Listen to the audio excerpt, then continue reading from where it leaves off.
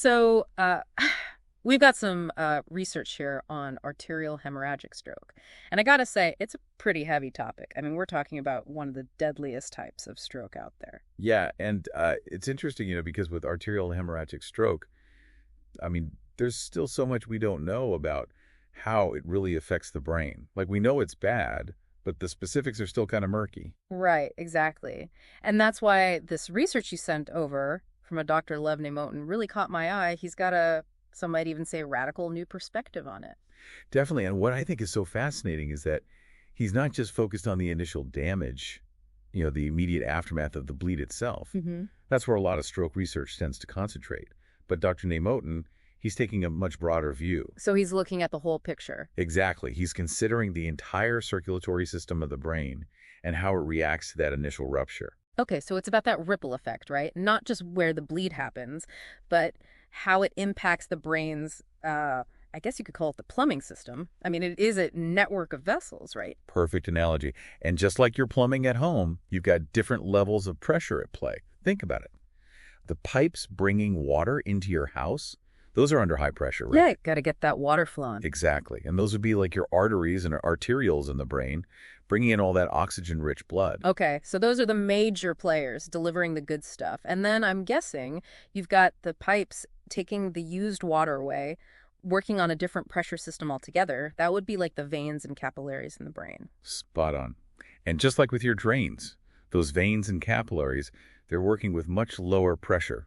In fact, Dr. Moten, he actually describes the pressure in those veins and capillaries as almost being exposed to the atmosphere.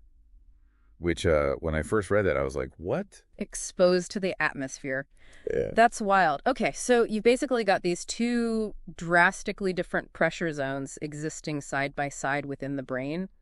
I can already see where this might be a recipe for a disaster if something goes wrong in that high-pressure system. And that's exactly where Dr. Moten's, I guess you could call it his key proposition, comes into play.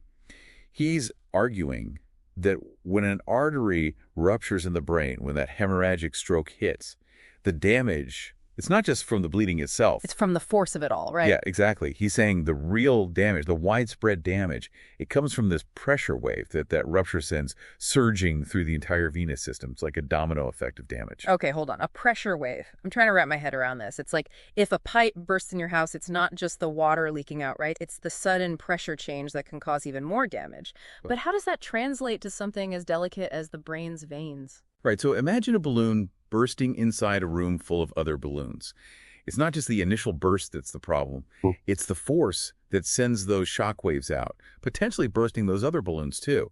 That's kind of what's happening in the brain, according to Dr. Moten. This pressure wave, it slams into those low-pressure veins and capillaries, and they just can't handle it. They collapse. Oh, wow. It's like this chain reaction of collapsing veins and capillaries, and that's what actually cuts off the blood flow to larger areas of the brain, even those far from the initial bleed. Exactly. And this is a key point, because this is why Dr. Moten believes that arterial hemorrhagic stroke can be so much more devastating than, say, an ischemic stroke where an artery is blocked. Because it's impacting the whole system, not just a localized area. Exactly. Blockages, well, definitely serious. They tend to be more localized. But ICHS, if Dr. Moten is right, it impacts the entire brain because of this pressure wave phenomenon. So it's not just about where that initial rupture occurs. It's about this cascade of failures that follows. Okay, so we've got this domino effect happening because of that pressure wave. But what does that actually look like, step by step? How does it all go down? Well, Dr. Moten says it starts with the smallest vessels, those tiny capillaries and venules. They just can't handle that sudden surge of pressure. Right, like the little guy can't stand up to a big bully. Yeah, exactly. And when those small vessels collapse, it creates a bottleneck. Like imagine a traffic jam. Oh, okay, so the blood gets backed up. Precisely. All that blood that should be flowing out of the brain gets stuck. And that makes the pressure rise even more, but now it's not just in the vessels themselves. It's in the space around them, in that interstitial space. Didn't we talk about that earlier? We did. It's like if you've got a package surrounded by packing peanuts and suddenly you're stuffing more and more peanuts in, it's going to put pressure on the package itself. And in this case, that package is our delicate brain tissue. Exactly. And that's when those bigger veins really start to feel the squeeze. They were already weakened by that initial pressure wave, and now they've got all this extra pressure coming from the surrounding tissue too. So they were already on shaky ground, and now this. Exactly. And when those larger veins collapse, it's a much bigger problem because they're responsible for draining a lot more blood. It's like those bigger dominoes falling and taking out even more with them. That's a good way to put it. And all of this cascading effect, it's what Dr. Namotin believes makes ICHS so dangerous. Yeah. But he doesn't stop there. There's more. I mean, I'm glad he's digging deep, but this is already a lot to process. Oh, there's definitely more. So we've got the blockages, the collapsing veins, the rising pressure. Yeah. But what does that actually mean for the brain cells themselves? Yeah, let's talk about the nitty-gritty. What's the real damage here? Well, I mean, the most obvious thing is oxygen deprivation, right? When those blood vessels collapse, oxygen-rich blood can't reach those brain cells, and they start to die off. That's basically how any stroke works, right? Cutting off the oxygen supply. Right. But Dr. Namotin, he goes beyond that. He talks about how this pressure wave damages the brain in other ways, too. Okay, so beyond just starving the brain of oxygen, what else is going on? Well, he points to mechanical damage. You've got this blood clot pushing on things, veins collapsing in on themselves. It's like a car crash inside the skull. So it's like a double whammy. The pressure wave itself and then this physical trauma on top of it. Exactly. But it gets even, I guess you could say, weirder. Weirder how?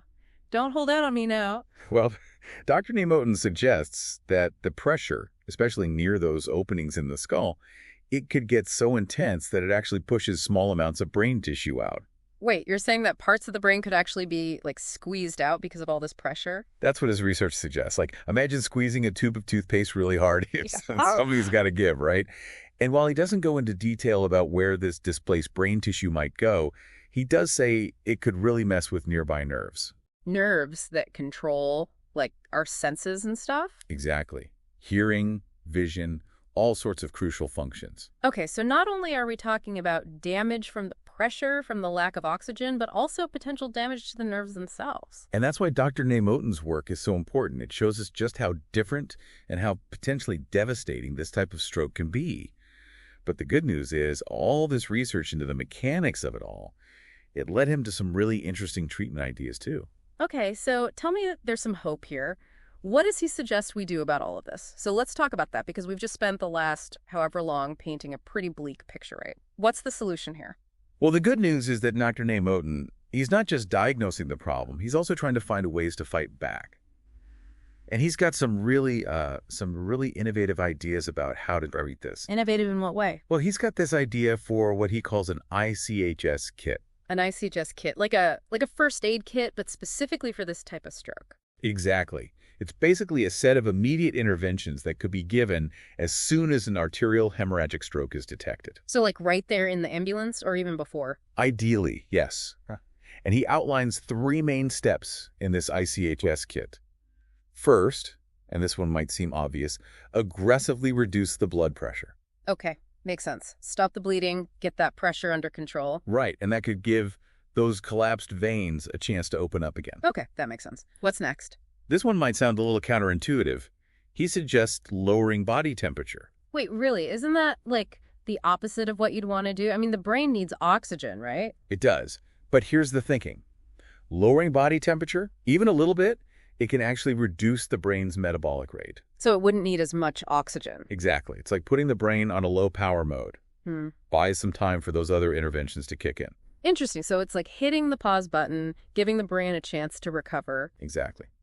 And then the third step, this one is more of a long-term goal. Dr. Namotin believes we need to find ways to make the walls of those blood vessels in the brain stronger, more resilient.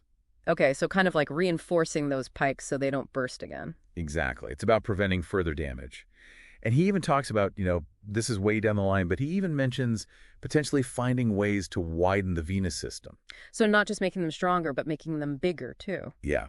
Again, this is all very theoretical, but it could be another way to improve blood flow after a stroke. So we've got these immediate actions, reduce blood pressure, cool the brain down. And then these longer-term strategies like strengthening those blood vessels, maybe even widening them. That's the idea. And that's what I find so fascinating about Dr. Namotin's research. He's not content with just understanding how ICHS works. He wants to find ways to beat it. Yeah, he's definitely taking a proactive approach, that's for sure. So we've gone from the circulatory system of the brain to some really cutting edge, dare I say even radical, new ways of thinking about treatment.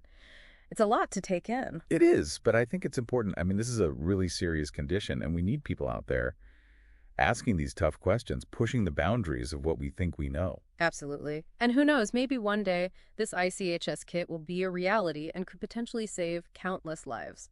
So to everyone listening, next time you hear about stroke research, you'll remember Dr. Nimotin's name and his groundbreaking work. Until next time, keep those brains engaged.